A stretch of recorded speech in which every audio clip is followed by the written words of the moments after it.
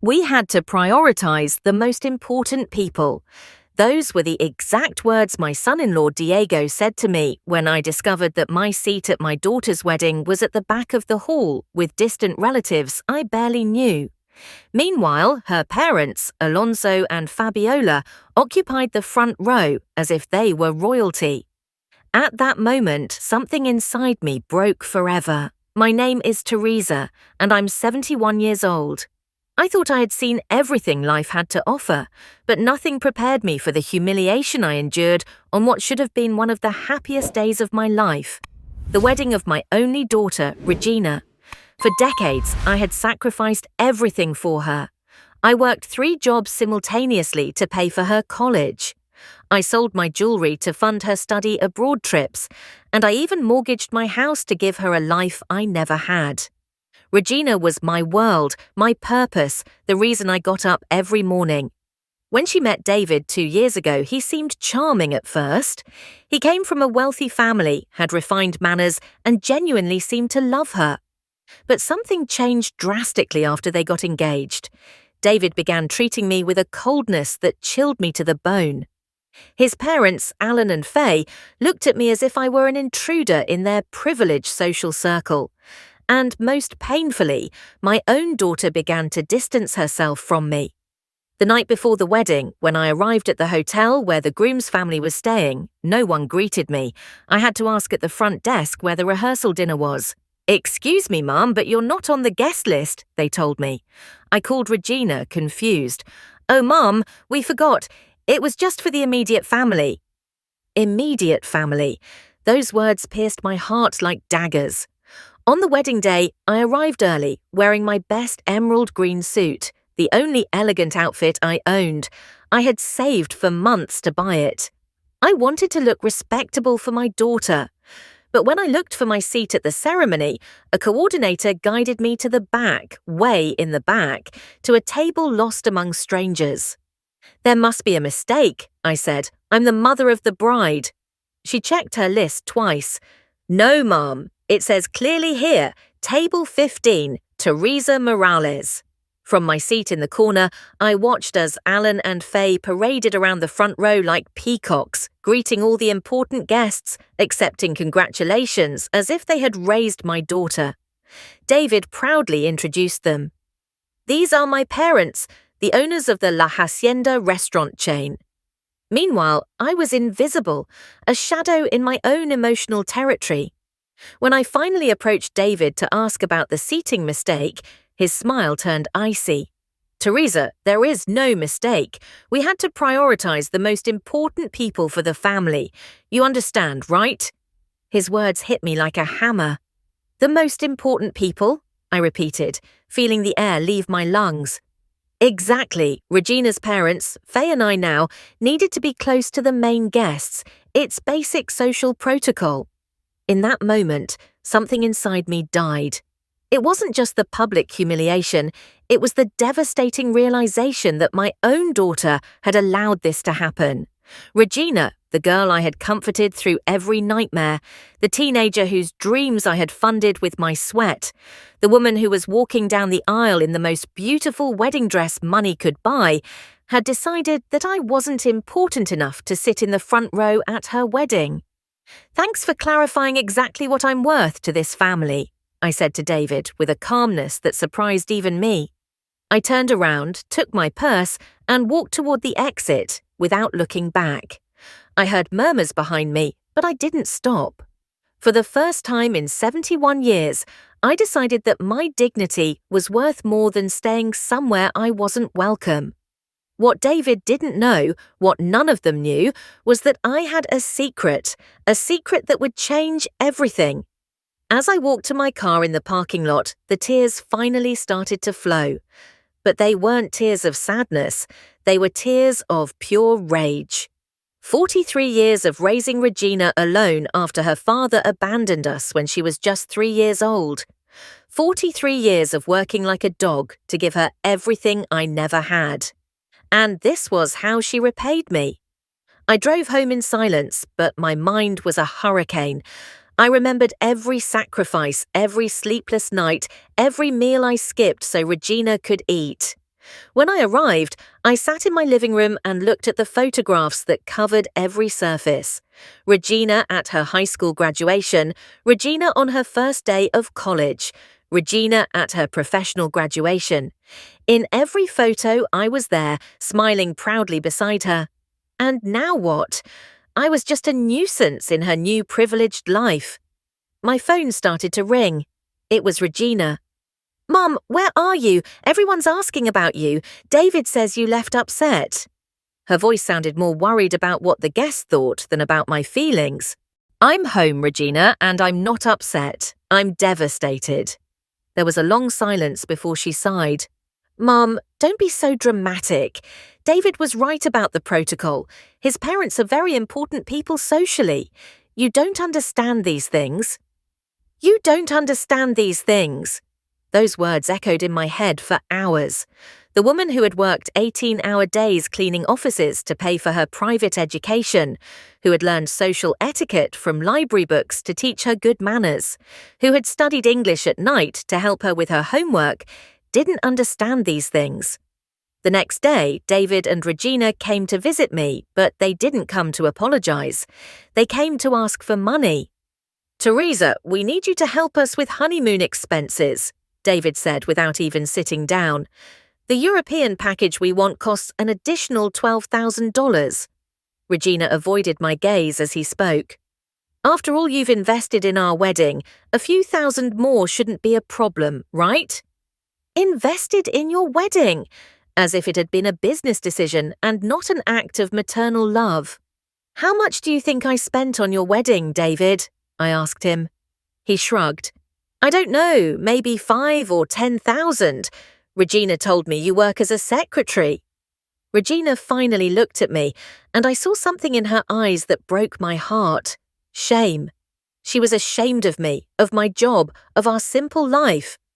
"I spent $45,000 on that wedding," I said very slowly. $45,000 that I took from my life savings." David's expression changed instantly. "That's impossible. You don't have that kind of money." His tone became almost aggressive, as if I had personally insulted him. "What retirement are you talking about? You don't even have a decent pension," David continued. "Regina told me you clean offices at night. Don't give me fantasies, Teresa." The way he said my name with such contempt made me tremble with fury. But what hurt the most was seeing that Regina didn't defend me. She just sat there, allowing her husband to humiliate me in my own house. "You're right," I said with a smile that didn't reach my eyes. "I'm just an unimportant secretary, an old woman who doesn't understand social protocol, someone who deserves to sit with strangers at her own daughter's wedding." Regina shifted uncomfortably in her seat. "Mom, don't start with the drama again." Drama. My pain was drama to her. "You know what, Regina? You're right. I've been very dramatic. From now on, I'll be more practical." I got up and walked toward the kitchen. "I can't help you with the honeymoon. As your husband so eloquently put it, I'm just a poor secretary." David stood up abruptly. "How convenient, Teresa. When we needed money for the wedding, you showed up with everything. Now that we need it for something that actually matters, you play the victim." Something inside me broke at that moment. Something that actually matters. Their honeymoon mattered more than the dignity of the mother who had paid for everything. "Don't be ridiculous," Regina interjected for the first time. "The honeymoon is important for our marriage. You already had your chance to travel when you were young." My chance to travel. I had never left the country. My only trip had been taking her to Disneyland for her 15th birthday, using the money I had saved to fix the roof of the house. "Okay," I said with a calmness that surprised me. "I understand perfectly. You are the important people now. I'm just the woman who doesn't understand social protocol." David nodded, satisfied. "Exactly. I'm glad you finally get it." After they left, I sat in my kitchen and made a decision. I pulled out a metal box I kept at the back of my closet, a box Regina had never seen. Inside were all the documents that confirmed my true financial situation. Properties, investments, and savings accounts I had kept secret for decades. My job as a secretary was just a front. The truth was much more complex. 20 years ago, after Regina's father left us, I received an unexpected inheritance from a distant aunt. Not just money, but properties. I decided to keep it a secret, to work as if I needed the money so Regina would learn the value of hard work. I wanted her to be humble, to value what she had. I never imagined that humility would turn into shame toward her own mother. That night, I called my old friend Ted, the only one who knew my true situation. "Ted, I think it's time for my daughter to learn who I really am." His response was immediate. "Teresa, it's about time. That girl and her husband need a lesson they'll never forget." The next day, my revenge would begin, but it wouldn't be a screamed or emotional revenge. It would be cold, calculated, and devastatingly effective. David wanted to know what kind of woman I really was. He was about to find out. The following morning, I woke up with a mental clarity I hadn't felt in years. It was as if I had been living in an emotional fog and could finally see clearly. I dressed carefully, chose my most elegant grey suit, and drove to the bank where I had kept my main accounts for 2 decades. It was time for Teresa Morales, the humble secretary, to disappear forever. "Mrs. Morales," the manager, Mr. Miller, greeted me with a genuine smile. "It's a pleasure to see you. How can we help you today?" I explained that I needed to make some significant movements in my accounts. When he reviewed my financial statements on his computer, his expression changed to one of profound respect. "Of course, Mrs. Morales, with your assets, we can offer you our VIP services immediately." My total net worth was a little over $5,000, properties, investments, and savings accumulated over decades of smart work and an austere life. Regina had no idea. For years, I had given her money, telling her it was all I had, when in reality I was barely touching the interest from my investments. I wanted her to learn to value every penny, to understand sacrifice. I never imagined that lesson would turn her into a woman who was ashamed of her roots. After the bank, I drove to the city's most elegant hotel, the Grand Palace. "I need a suite for an indefinite period," I told the receptionist. When she saw my platinum credit card, her attitude changed instantly. "Of course, Mrs. Morales. Do you prefer a city or garden view?" I chose the presidential suite with a panoramic view. It cost $5,000 a night, but I no longer cared about the money. I cared about dignity. That afternoon, as I settled into my new temporary residence, I received a call from Regina. "Mom, the neighbour said she saw you leaving with suitcases. Where are you?" Her voice sounded slightly worried, but not worried enough. "I'm in a better place, Regina, a place where I'm treated with respect." There was a pause. "Don't be dramatic, Mum. Are you at Aunt Martha's house?" "I'm not being dramatic, honey. I'm being practical, just like you taught me." I hung up before she could respond. My phone started ringing immediately, but I turned it off. It was time for them to feel what my absence was like. The next day, I hired the services of the most prestigious law firm in the city. Ivan Hayes, the lead attorney, was known for being relentless in complicated family cases. "Mrs. Morales," he said after listening to my whole story, "what your son-in-law and daughter did is morally reprehensible, but legally, your options are limited." I smiled. "I don't want legal options yet, Mr. Hayes. I want strategic options." I explained my plan. Ivan leaned back in his leather chair, a slow smile crossing his face. "Mrs. Morales, I think you and I are going to get along very well. This will be an education for your family." We signed a legal representation contract, my first real investment in justice. Meanwhile, David and Regina began a desperate search for me. They called everyone I knew, went to my old job, and even contacted hospitals, thinking something had happened to me. The irony was delicious. Suddenly, I had become important when they couldn't find me. On Wednesday, Ted called me, laughing. "Teresa, your son-in-law came to my house asking about you. He was sweating like a pig. He asked me if I knew anything about your real finances. I told him you were the most honest woman I knew, but that sometimes honesty has many layers." Ted was a genius of diplomacy. Without lying, he had planted the seed of doubt in David's mind. That night, from my luxury suite, I called Regina. "Mum, where the hell are you? We've been worried. David even called the police." Worried. Now they were worried. "I'm fine, Regina. Better than ever, in fact." My voice sounded different, more confident, stronger. "Mum, this is ridiculous. Just because David was a little insensitive at the wedding doesn't mean you have to disappear." "A little insensitive?" Those were her exact words. $45,000 of my money, a lifetime of sacrifices, a devastating public humiliation, and to her, David had been a little insensitive. "Regina, I have a question for you," I said with a calmness that surprised me. "If I were to die tomorrow, what would you say at my funeral?" There was a long silence. "Mum, don't say silly things like that," I insisted. "It's a simple question. What would you say about me?" She finally answered, and her response completely shattered me. "I'd say you were a good mother, that you worked hard, that you did the best you could with what you had." The best I could with what I had. As if I had been a mediocre mother with limited resources, doing her pathetic best. "Interesting," I murmured. "And what do you think I had, Regina?" This time the silence was even longer. "Mum, what do you mean?" Her voice had changed. There was a note of nervousness I hadn't heard before. "Do you know how much the private education I gave you from age 5 to 18 cost? No? $125,000. Do you know how much your college, including your master's degree, cost?" Total silence, $95,000. Your car, $25,000.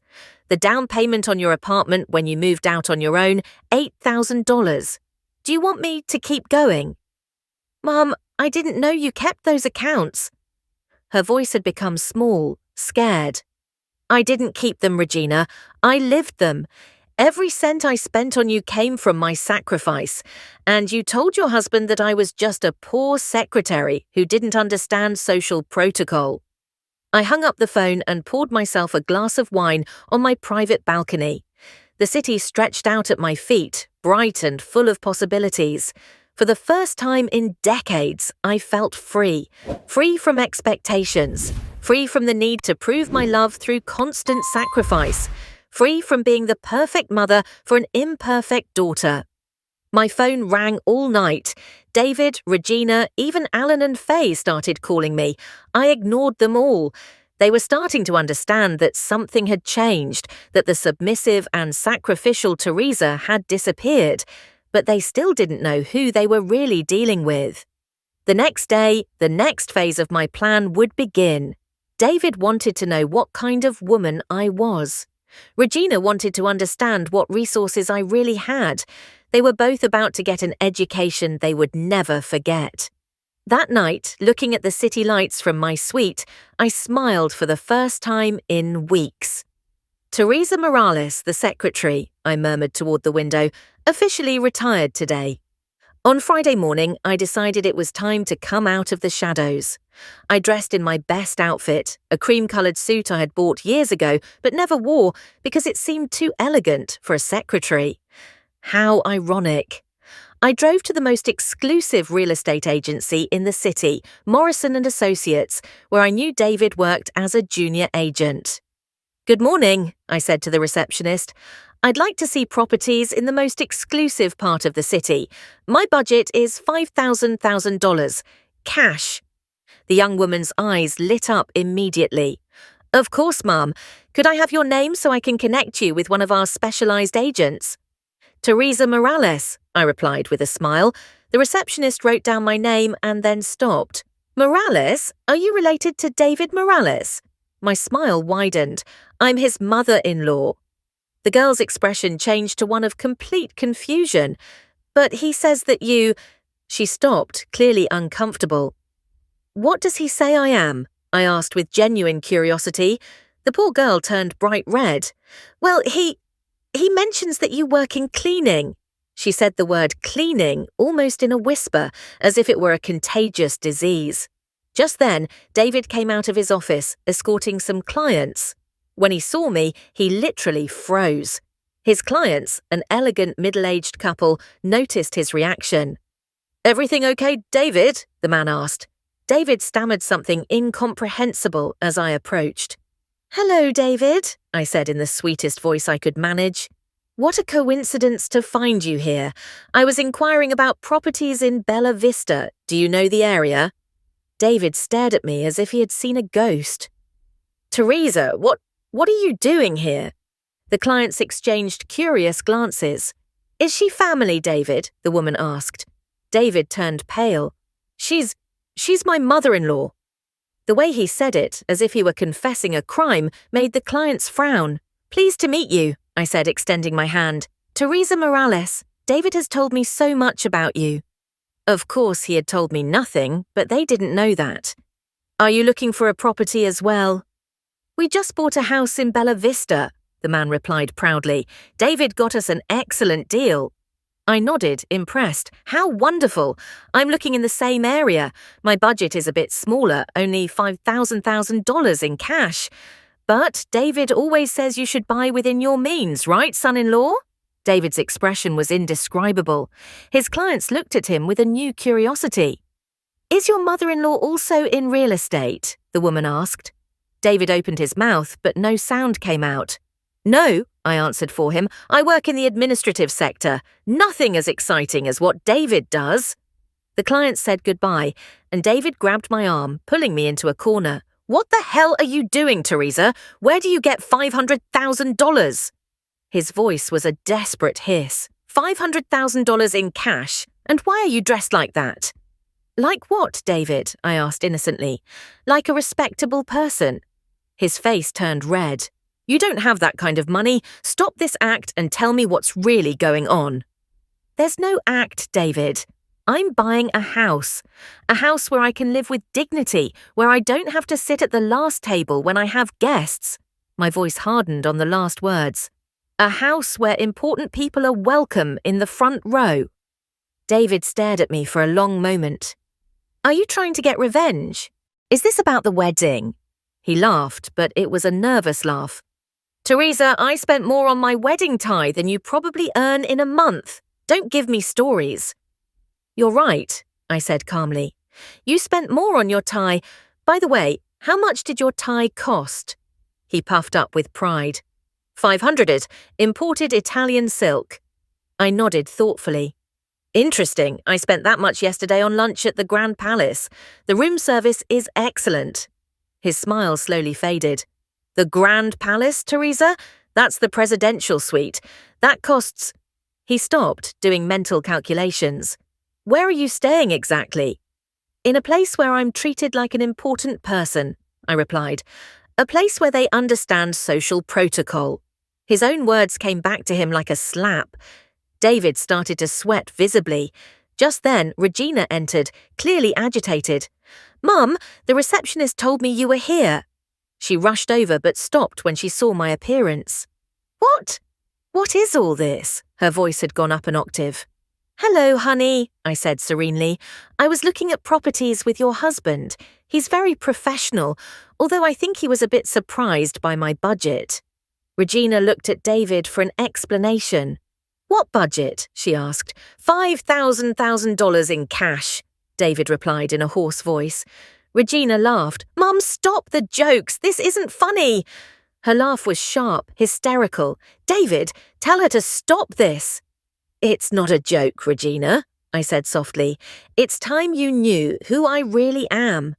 I took a bank statement I had requested that morning from my purse. I handed it to David. "Please read it out loud so your wife can hear." David took the paper with trembling hands. His eyes darted over the numbers. His face turned paper white. This can't be real." His voice was barely a whisper. "What does it say?" Regina shouted, snatching the paper from him. She read it in silence, and I watched as her world crumbled in real time. $5,000, she murmured. "Mum, how?" 40 years of smart work, careful investments, and an austere life, I explained calmly. 40 years of pretending I had no money so my daughter would learn the value of hard work. 40 years of being the humble mother to raise a humble daughter. I paused. Apparently I failed on that part. David snatched the paper back. This is impossible. You work cleaning offices. Regina told me that. He turned to his wife accusingly. You told me your mother was poor. I thought she was, Regina stammered. Mum, you never told me. Why did you never tell me? Tears began to roll down her cheeks, but they no longer moved me as they once had. Because I wanted you to be a hard-working, humble, grateful woman, I replied. I didn't want to raise a princess who was ashamed of her roots, but apparently I got exactly what I was trying to avoid. The office had gone completely silent. Other employees had discreetly moved closer, pretending to work while listening to every word. David noticed and tried to smile, to pretend everything was normal, but his world had just exploded. I'll take that property in Bella Vista, I said to the receptionist, who had been watching the whole scene with wide eyes. Could you schedule a meeting for tomorrow? She nodded vigorously. Of course, Mrs. Morales, it would be an honor to help you. I walked toward the exit but stopped at the door. Oh, David, I said without turning around. About that honeymoon you wanted. I suggest you reconsider the budget. $12,000 is a lot of money for an office secretary. That night, back in my suite at the Grand Palace, I ordered room service, lobster, French champagne, and a chocolate cake that cost more than I spent on groceries in a whole week when I was pretending to be poor. As I dined on my private balcony, with the city lights at my feet, my phone wouldn't stop ringing. David, Regina, even unknown numbers, I ignored them all. I finally decided to answer when I saw Alan's name, David's father. His voice sounded strangely respectful, completely different from the condescending tone he had used at the wedding. Mrs. Morales, we need to talk. David told us about the situation. The situation? That's what they were calling my regained dignity now. There's nothing to talk about, Alan, I replied, delicately cutting my lobster. Your priorities were very clear at the wedding. I was irrelevant then, and I'm still irrelevant now. There was a long pause. I think there was a misunderstanding. David is very upset. He says you have considerable resources. Considerable resources. The same woman they had treated like trash now had considerable resources. David is correct, I confirmed, but don't worry. I understand my place in this family perfectly, at the last table with the strangers.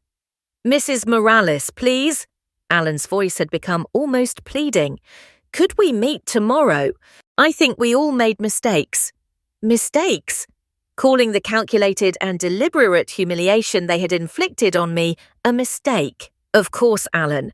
We can meet at the Grand Palace restaurant tomorrow at 2 o'clock. I hope you understand that my time has value now. The reservation will be under Teresa Morales, Presidential Suite. I hung up before he could respond. The next morning, I dressed like a queen. An ivory suit, jewelry I had saved for years, and a confidence that radiated power. I arrived at the hotel restaurant exactly at 2 o'clock. Alan, Faye, David, and Regina were already there, sitting at a discreet table in the back. How ironic. That table won't work, I told the maitre d'. I want the table by the window, the most visible one in the restaurant. The maitre d', who already knew me from a week of staying there, nodded immediately. Of course, Mrs. Morales, table number 1, as always. I watched as the family moved uncomfortably to the main table, the table where everyone in the restaurant could see them. Faye looked nervous, constantly adjusting her hair. David couldn't sit still. Regina's eyes were puffy from crying. Only Alan maintained some composure, but even he seemed out of place. Teresa, Alan began when I sat down. I think we got off on the wrong foot. I smiled sweetly. No, Alan, you started exactly as you intended. I'm just continuing the game with the rules you established. David leaned forward desperately. Teresa, you need to understand. I didn't know about your financial situation. If you had known... He stopped, realizing what he was saying. If you had known what, David? I asked with genuine curiosity. Would you have treated me differently? Did my dignity depend on my bank account? It's not that, he mumbled, but he couldn't hold my gaze. Faye intervened with her sweetest voice. Teresa, dear, we all made mistakes, but we're family. Now we can get past this. Family. The same woman who had completely ignored me at the wedding now wanted to be family. Family, I repeated thoughtfully. That's an interesting word coming from you, Faye. Do you remember what you said to me when I tried to introduce myself to you at the wedding? Her face turned pale. I don't recall exactly. I'll refresh your memory, I said with an icy smile. You said, and I quote, "Excuse me, but I'm busy talking to important people." The silence at the table was deafening. Important people, Faye? Like the woman who paid $45,000 for your son to have the perfect wedding? Regina finally spoke, her voice broken. Mum, I didn't know you had spent so much. You never told me. I interrupted her with a gesture. Regina, you didn't know because you didn't want to know. When I asked you if you wanted a simple wedding, you told me you deserved something fit for a princess. When I offered to pay what I could, you assumed it was an insignificant amount. But Mum, I'm Regina. If you had told me you had that money, I interrupted her again, what would you have done differently, honey? Would you have loved me more? Would you have respected me more? Or would you have just spent more money? David gently tapped the table, trying to take control of the situation. Teresa, I understand you're upset, but this has gone too far. Regina is a mess, my parents are confused, and I don't understand what you want from us. What I wanted. What a simple and yet complex question. What I want, David, is very simple. I want you to understand who I really am. For years, you saw me as the poor mother, the embarrassing mother-in-law, the woman who doesn't understand social protocol. I want you to know that the woman you humiliated at that wedding has the resources to buy and sell everything you consider important. Alan cleared his throat. Teresa, if it's a matter of money, we can… I stopped him with a look. A matter of money, Alan. This has never been about money. This is about respect, about dignity, about the fact that you treated me like trash. And now when you discover my true situation, you want to fix things. But we can fix it, Regina insisted desperately. We can have another celebration, one where you're the center of attention. We can… She stopped when she saw my expression. Another celebration? I asked softly. To redeem yourselves, to show your friends that you're not the horrible people you showed yourselves to be. I stood up slowly. Regina, the problem isn't that you disrespected me once. The problem is that you disrespected me because you thought you could get away with it without consequences. Faye tried one last time. Teresa, we are reasonable people. Surely we can reach an agreement. An agreement, as if we were business rivals negotiating a contract. We've already reached an agreement, Faye, I replied with a smile. You taught me exactly who you are and what you think of me. I'm simply returning the favor. I left a $100 bill on the table. Lunch is on me. Consider it a gift from the poor secretary. As I walked toward the exit, I heard Regina sobbing. Mum, please, I'm your daughter. I stopped without turning around. Yes, Regina, you're my daughter. The daughter who was ashamed of me, who allowed her husband to humiliate me, who never wondered how a poor secretary could pay so much for her education and her wedding. My voice cracked slightly. You're my daughter, and that's the greatest pain of all. I left the restaurant without looking back, but I knew this was just the beginning. They had seen a glimpse of my financial power, but they hadn't seen anything yet. David wanted to understand what kind of woman I really was. Regina wanted to know the extent of my resources. Alan and Faye wanted to assess whether I was a real threat to their social status. They were all about to get the answers to their questions, and none of them were going to be prepared for what was coming. That afternoon, I called Ivan, my lawyer. It's time for the next phase, I told him. I want you to investigate every aspect of David's financial life, every loan, every debt, every investment. I want to know exactly how vulnerable he is. Understood, Mrs. Morales, Ivan replied with professional enthusiasm. Anything specific I should look for? I smiled, looking out at the city from my window. Everything, Ivan, absolutely everything. A week after our lunch at the Grand Palace, things started to get interesting. Ivan had delivered a complete report on David's financial situation, and it was absolutely fascinating. My dear son-in-law, the man who had treated me like a beggar, was up to his neck in debt. His job in real estate barely allowed him to cover the minimum payments on his multiple credit cards, and the house he shared with Regina was mortgaged to the max. But the most delicious part of all was that David had lied to Regina about virtually everything. He had told her he earned twice what he actually did, that his family had more money than they did, and that he had paid for half of the wedding expenses when, in reality, he hadn't contributed a single cent. Everything had come from my savings, as always. "Mrs. Morales," Ivan had told me with a malicious smile, "your son-in-law is what we call rich in appearance, poor in reality. He lives a complete lie." The irony was exquisite. The man who had despised me for being a poor secretary was actually poorer than I had ever been. I decided it was time to make my next move. On Friday afternoon, I dressed in my most elegant outfit and drove to the city's most exclusive art gallery, where I knew Alan and Faye were having a charity exhibition. It was one of those events where high society gathered to pretend they appreciated art while really just looking at each other. I arrived in a new car I had bought that very morning, a silver Mercedes-Benz that cost more than David earned in 2 years. The valet recognized me immediately. I had been living like a queen for weeks and was already known at all the city's luxury establishments. "Mrs. Morales," the event doorman greeted me with a bow, "what an honor to have you here tonight." I had donated $10,000 to the charity just to make sure my name was on the VIP list. The money David considered an unattainable fortune for me was simply the cost of making a statement. I entered the main hall and immediately spotted Alan and Faye. They were surrounded by their usual social circle, chatting animatedly about art and politics. Faye wore a dress that had clearly cost a fortune, and Alan wore a tuxedo that was probably worth more than many people's monthly salaries. I approached slowly, enjoying every second of anticipation. An elegant woman who was talking to them saw me first.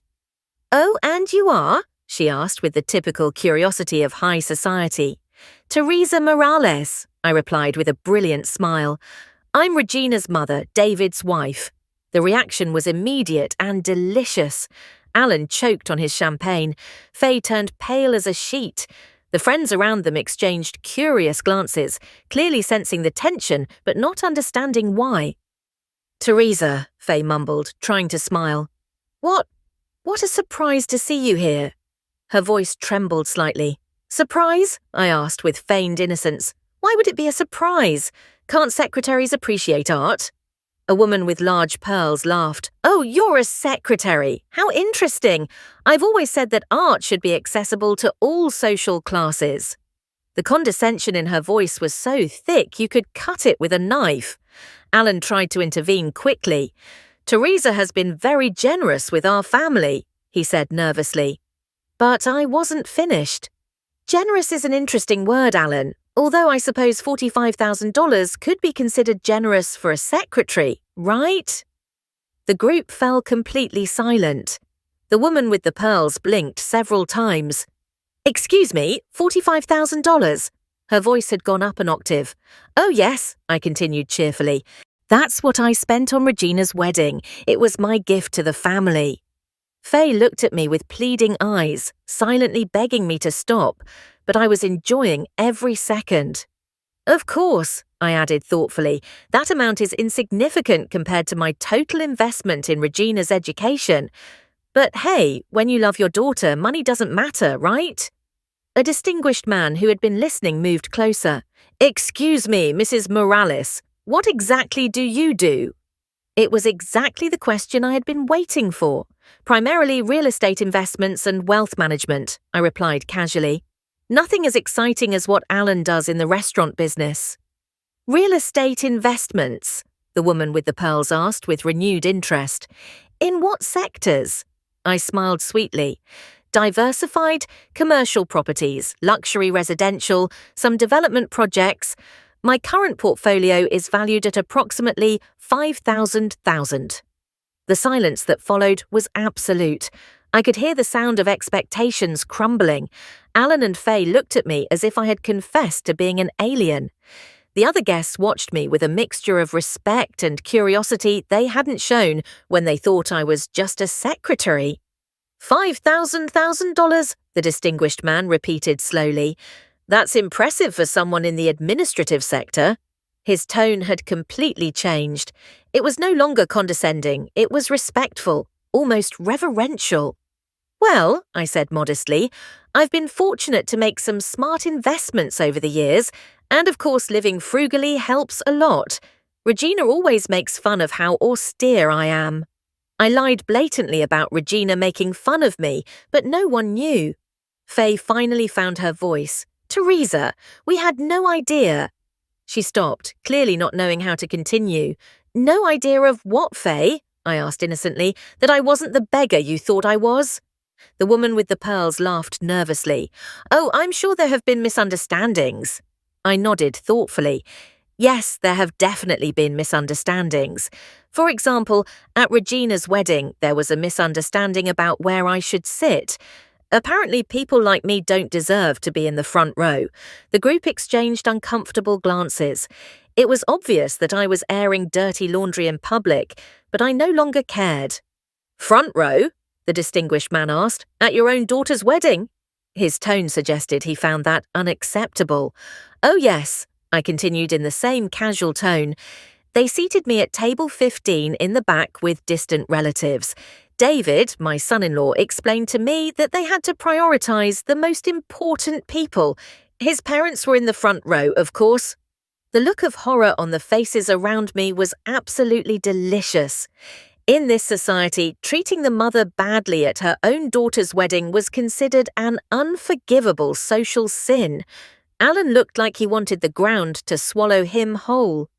That's terrible, the woman with the pearls murmured, looking at Alan and Faye with clear disapproval. The mother of the bride should always be in the front row. It's basic protocol. The same people who, 5 minutes earlier, had treated me with condescension were now defending me. Just then, David and Regina entered the hall.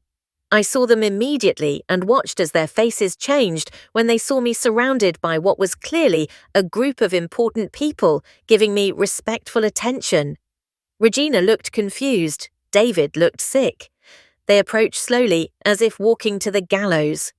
Mum, Regina mumbled when she reached our group.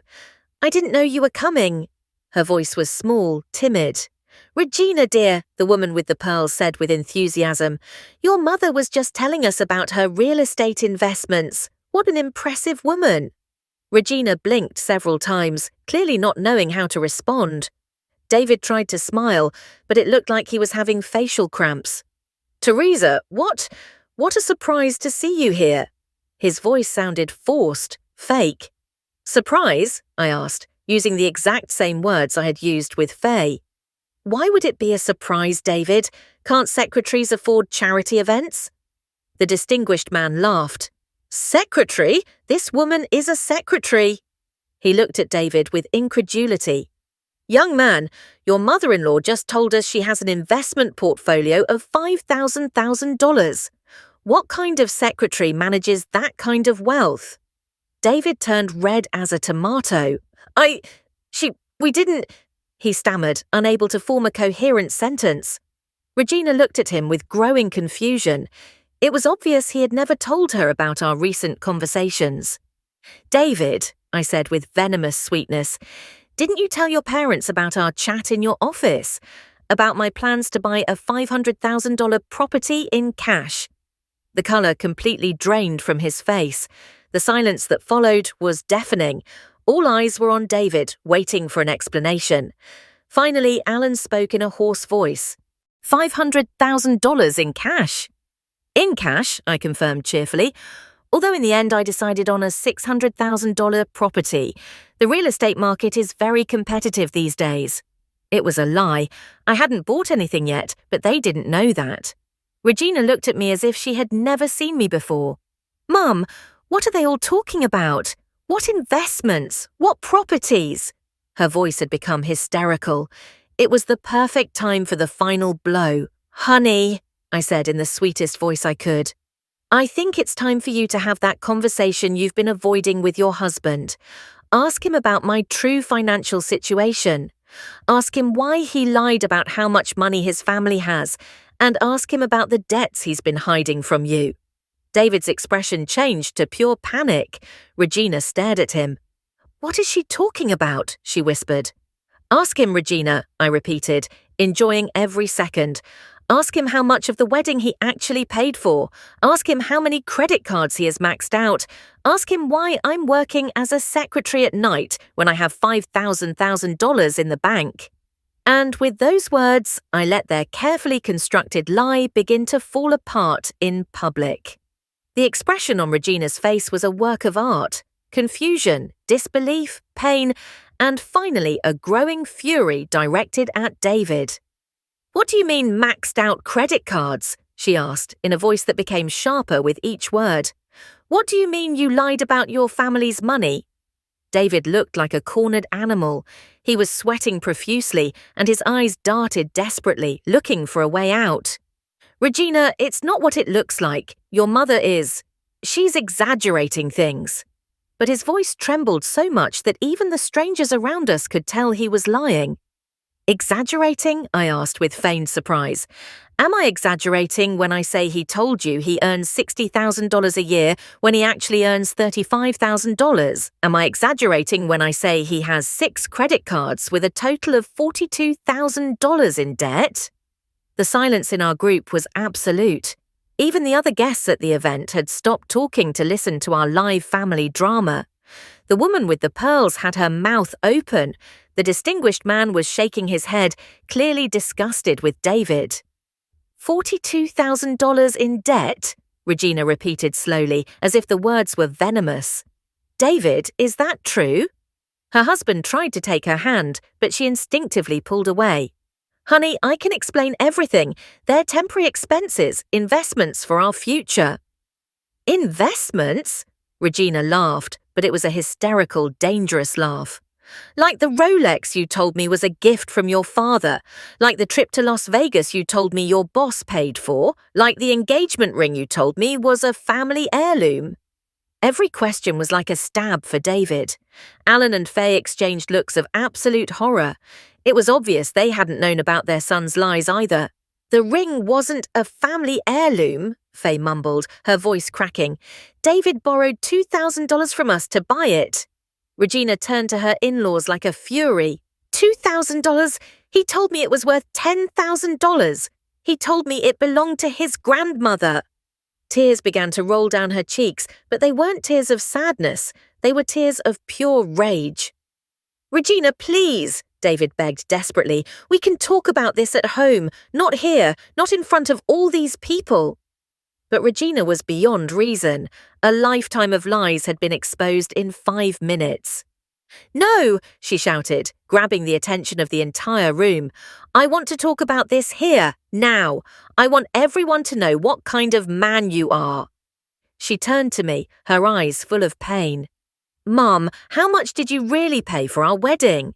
$45,000, I replied calmly. "Every single cent. David didn't contribute a single dollar." The words fell like bombs in the silence. Regina swayed slightly, as if she had been physically hit. $45,000, she repeated in a whisper. "You told me you had paid for half, that your family had contributed $25,000. She looked at Alan and Faye accusingly. "Did you contribute anything?" Alan cleared his throat uncomfortably. We thought it was the bride's family's responsibility. David told us it was tradition." The lie was so obvious even a child would have detected it. At that moment, I decided to add more fuel to the fire. "Regina, do you want to know something really interesting? Your husband has been investigating my financial situation for weeks. He even hired a private investigator to find out how much money I really have." David turned white as a ghost. That's not true," he stammered, but his denial sounded hollow. Regina stared at him. "You hired an investigator to spy on my mother." Her voice was dangerously low. I just didn't understand where she got the money, David defended himself pathetically. I thought maybe she was involved in something illegal or that she had a rich boyfriend. He stopped when he realized what he was saying. A rich boyfriend! Regina laughed again, that terrifying laugh that indicated she was on the verge of a nervous breakdown. You thought my 71-year-old mother had a rich boyfriend, instead of asking yourself how a hard-working woman had managed to honestly save so much money over decades. The distinguished man who had been listening to the whole conversation came up to me. Mrs. Morales, I'm so sorry you had to go through this situation. It's obvious that your family doesn't appreciate how exceptional you are. His words were like salt on David's wounds. Thank you, I replied with a genuine smile. Although I must admit, this experience has been very educational. It has taught me a lot about the people I thought I knew. I looked directly at Regina when I said those words. Faye tried desperately to save the situation. Teresa, dear, this has all been a terrible misunderstanding. We can fix it. We can start over. But her voice sounded hollow, desperate. Start over? I asked thoughtfully. Like when you told me at the wedding that you were busy talking to important people? Or like when you completely ignored me during the entire reception? My voice hardened. No, Faye, there's no going back. Regina looked at me with pleading eyes. Mum, please. I know I made terrible mistakes. I know I let David fill my head with stupid ideas about social status, but I'm your daughter. There has to be a way to fix this. For a moment, my heart softened. She was my daughter, after all, the girl I had raised, who I had loved unconditionally for decades. But then I remembered her face when she told me I didn't understand these things. I remembered how she had allowed David to humiliate me. I remembered how she had been ashamed of me. Regina, I said softly, you chose your side a long time ago, at your own wedding, when you had to choose between defending your mother or pleasing your husband. You chose to please him. My voice cracked slightly.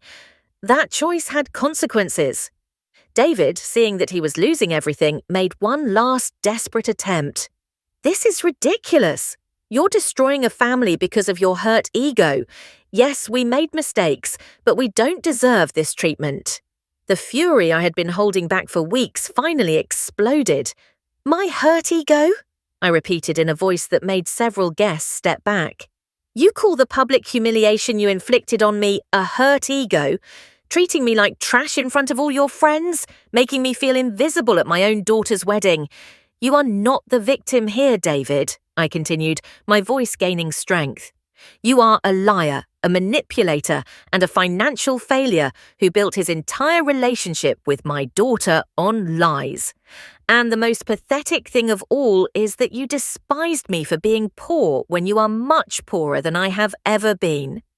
The silence that followed was so profound you could hear a pin drop. David looked like he had aged 10 years in 10 minutes. Regina was crying silently. Alan and Faye looked like salt statues. Finally, I picked up my purse and prepared to leave. Ladies and gentlemen, I addressed the group that had been watching us, it has been a pleasure meeting you. I hope you enjoy the rest of your evening. I turned to my family one last time. And I hope you enjoy the rest of your lives together. You deserve exactly what you have. As I walked toward the exit, I heard Regina scream my name desperately, but I didn't stop. I didn't turn around. It was time to definitively close this chapter of my life. But I knew this wasn't over yet. David had made the mistake of underestimating me for too long. It was time to show him what a truly powerful woman could do when she decided to play for keeps. 3 days after the spectacle at the gallery, I received a call I had been waiting for. It was Ted, my old friend, and he sounded more excited than I had heard him in years. Teresa, you have to see this. David is doing an Instagram live trying to clean up his image. He's saying you're a mentally unstable woman who is obsessed with ruining his marriage. My blood ran cold for a moment, then began to boil. After everything that had happened, after all his lies had come to light, David had the audacity to call me mentally unstable. Is he live now? I asked, with a calmness that surprised me. Yes, and he has about 200 viewers. Regina is there with him, supporting him. They say they're going to tell their side of the story. I hung up immediately and opened Instagram on my phone. I found David's live stream easily. Ted had shared the link with me. What I saw filled me with a cold, calculated fury. David was sitting in what I recognized as the living room of my old house, the house I had bought and where Regina had grown up. He was wearing an impeccable white shirt and had that fake smile I knew so well. I want you all to understand that my mother-in-law is going through a very difficult time, he was saying in a voice full of false compassion. Sometimes when older people feel lonely or irrelevant, they can develop fantasies about having more money than they actually do. Regina was sitting beside him, nodding sadly. It's very painful for my wife and me, David continued. But Teresa has been inventing stories about having hundreds of thousands of dollars. She even went to an art gallery last week and embarrassed the whole family with these fantasies. The comments on the live stream began to fill with messages of support for him and pity for the poor older woman. But then David made the biggest mistake of his life. My wife and I have decided that it's best for Teresa to get professional help. We are exploring options for committing her to a specialized mental health clinic for the elderly. Regina added in a broken voice, It's the hardest decision we've had to make, but Mum needs help. Commit me. They wanted to have me committed to a psychiatric clinic. In that moment, something broke inside me, but not from pain. It broke from pure fury. David had crossed a line he didn't know existed. He had gone from being merely cruel to being absolutely evil. I immediately called Ivan, my lawyer, who answered on the first ring. Ivan, I need you to watch David Morales' Instagram live right now, and I need you to document every word he's saying. My voice was so cold it could have frozen water. What's going on, Mrs. Morales? Ivan asked with concern. He is publicly slandering me, saying I'm mentally unstable and that he wants to have me committed to a psychiatric clinic, I explained, while recording the live stream on my phone. I want this to become the most expensive mistake of his life. Understood, Ivan replied immediately. This is clear defamation and slander. Furthermore, if he is making false statements about your mental health on a public platform, we have grounds for a devastating lawsuit. His voice had taken on the fierce tone I had grown to love. As I spoke with Ivan, I kept watching the live stream. David was answering questions from viewers, building an increasingly elaborate narrative about my supposed mental illness. Yes, she invented a story about paying $45,000 for our wedding, he said with a chuckle. In reality, she contributed a few thousand, and now she says she paid for everything. Regina added her own poisonous version. My mother has always had dramatic tendencies, but since she turned 70, it's gotten much worse. I think loneliness is affecting her mentally. The comments filled with messages like, Poor things, what a difficult situation, and you have to be patient with older adults. Ivan, I told my lawyer, I want you to prepare everything to go on that live stream. I want to dismantle every lie they're telling in public with evidence. Ivan laughed maliciously. Mrs. Morales, this is going to be a show. 20 minutes later, I was ready. I had gathered all my bank statements, the wedding receipts, the documents for my properties, and the recordings I had made of my conversations with David. Ivan had prepared a preliminary legal statement. It was time for nuclear war. I entered the live stream with an account Ted had created for me. I immediately started writing comments, but David deliberately ignored them. Then Ted entered with his own account and wrote, David, Teresa Morales wants to join the live stream to respond to your accusations. Are you afraid to confront her? Other viewers began to echo the comment. Let Teresa in. We want to hear her side. If she's so crazy, it should be easy to prove. David became visibly nervous. Regina whispered something in his ear, but he shook his head.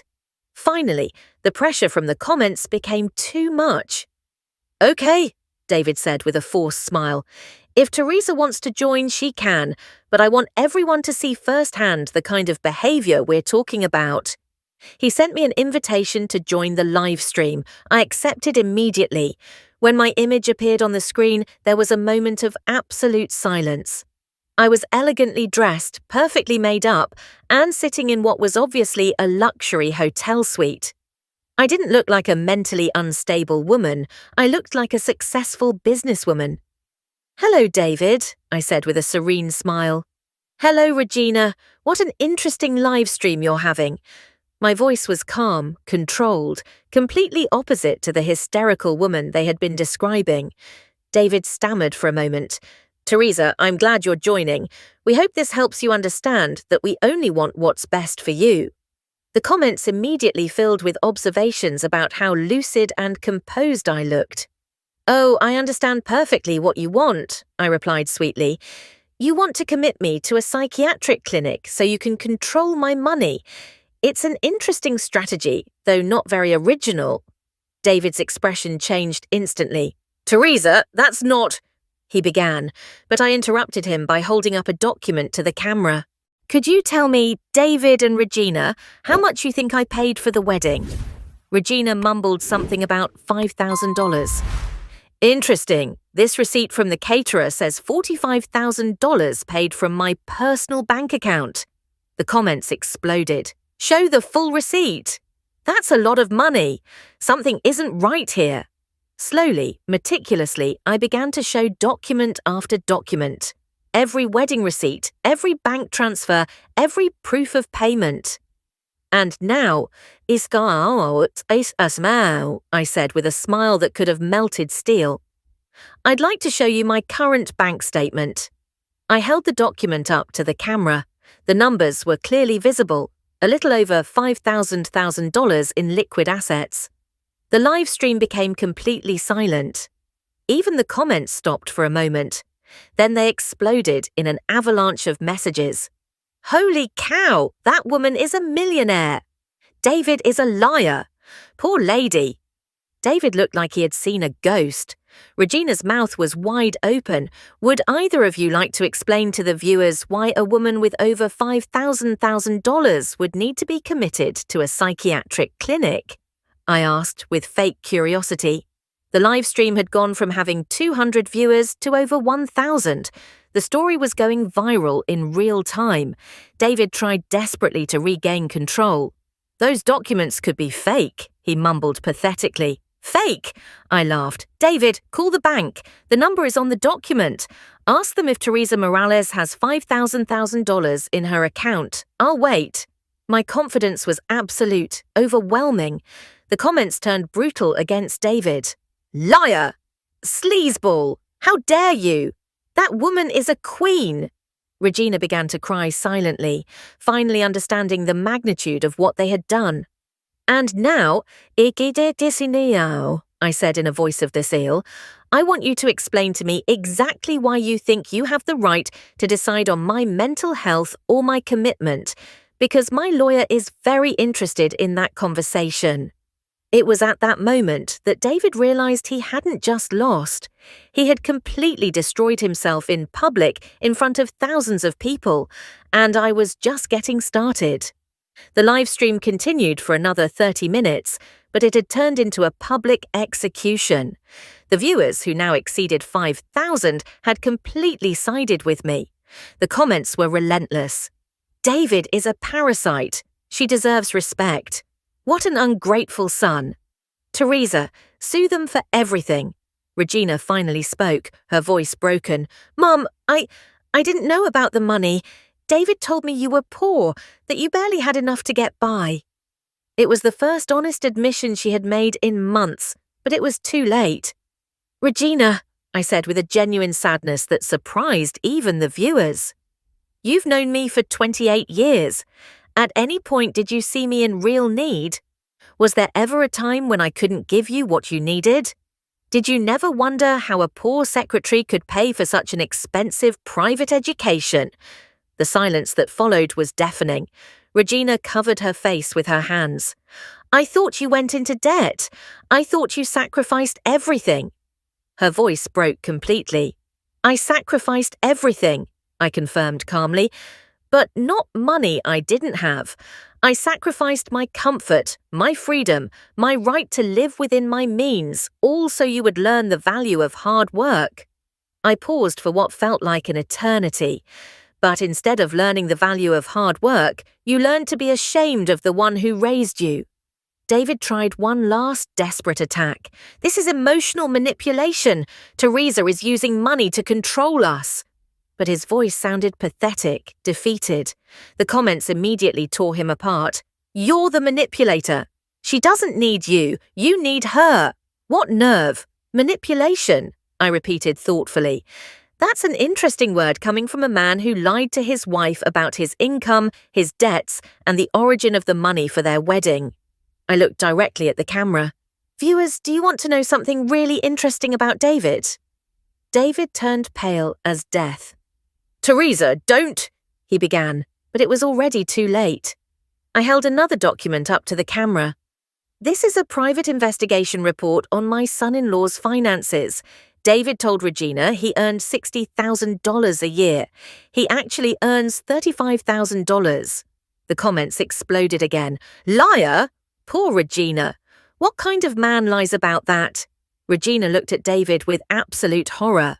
$35,000? You lied to me about that too? And he has $42,000 in credit card debt, I continued relentlessly. The house you live in is mortgaged to the max. The car he drives is financed. Even Regina's engagement ring is being paid off in installments. Each word was a precise stab. David stood up abruptly from his chair. Enough! This is over! But when he tried to end the live stream, Regina stopped him. No, she yelled. I want to hear everything. I want to know exactly who I married. The viewers now exceeded 5,000. The story had become completely viral.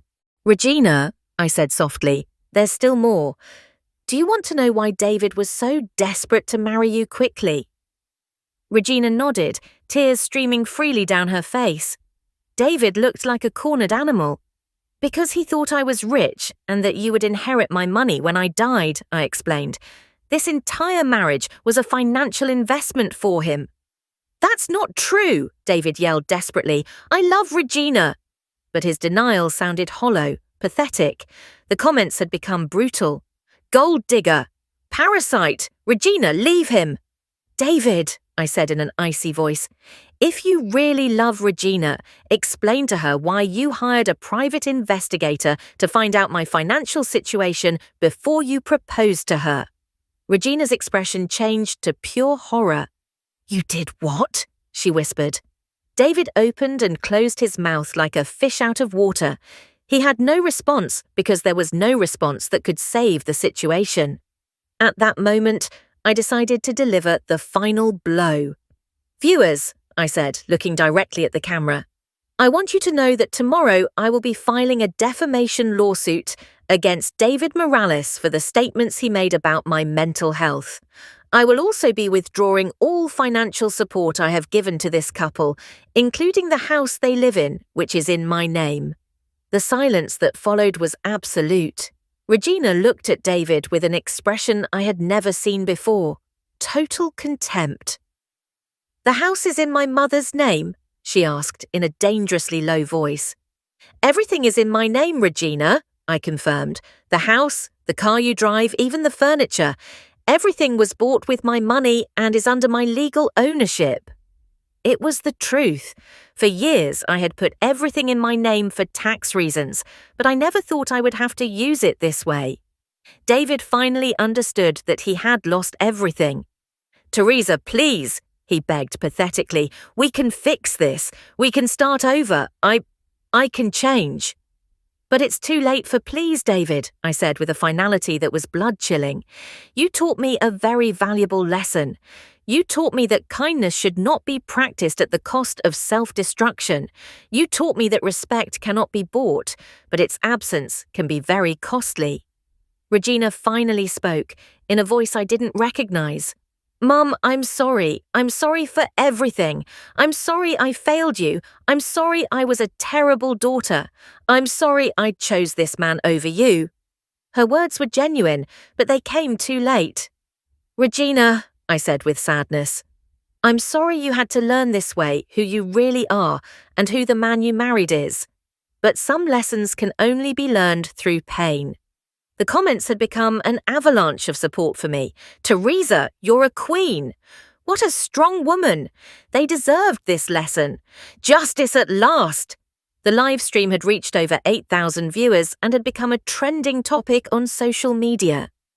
And now, I said, preparing for the final farewell, I want to leave you with a thought. For 71 years, I believed that being a good mother meant sacrificing everything for my daughter, even my dignity. I believed that loving someone meant letting them walk all over you to keep the peace.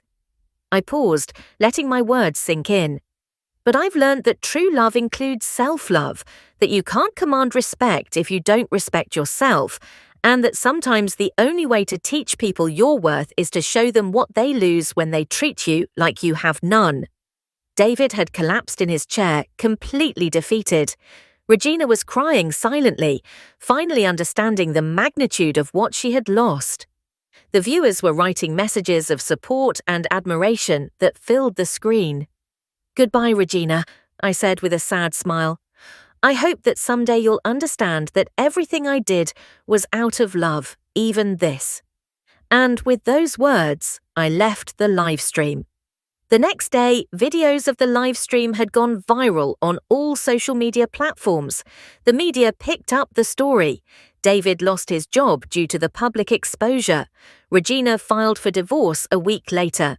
6 months later, I moved into a beautiful new house on the coast.